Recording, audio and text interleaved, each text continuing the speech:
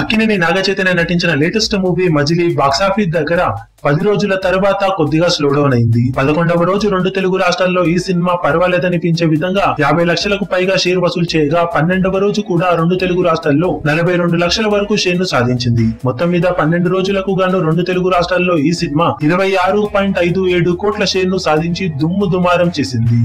ఇక 12వ రోజు total world wide గా 51 లక్షల వరకు షేర్ ను సాధించగా 12 రోజుల టోటల్ వరల్డ్ వైడ్ కలెక్షన్స్ 34 కోట్ల మార్కును అధిగమించి సంచలనం సృష్టించాయి. టోటల్ గా 12 రోజుల్లో వరల్డ్ వైడ్ గా ఈ సినిమా 34.11 కోట్ల షేర్ ను సాధించింది. బాక్సాఫీస్ దగ్గర 22 కోట్ల టార్గెట్ తో బరిలోకి దిగిన మజిలీ సినిమా ఇప్పటికే ఏకంగా 12.1 కోటి వరకు లాభాలను సొంతం చేసుకుని బ్లాక్ బస్టర్ గా నిలిచింది. నాగచైతన్య కెరీర్ లో నెంబర్ 1 హిట్ గా నిలిచిన ఈ సినిమా టోటల్ వరల్డ్ వైడ్ గా 12 రోజులకు గాను 56 కోట్ల వరకు గ్రాస్ ను వసూలు చేసినట్లు సమాచారం. బాక్సాఫీస్ దగ్గర వర్కింగ్ డేస్ లో కొద్దిగా స్లో అయినప్పటికీ సినిమా ఇప్పటికే సాధించాల్సిన కలెక్షన్ల రికార్డులన్నీ సాధించి కెరీర్ లో బెస్ట్ రికార్డులను నమోదు చేయగా ఫైనల్ గా 40 కోట్ల క్లబ్ లో చేరుతుందా లేదా అనేది ఇప్పుడు ఆసక్తికరంగా మారింది.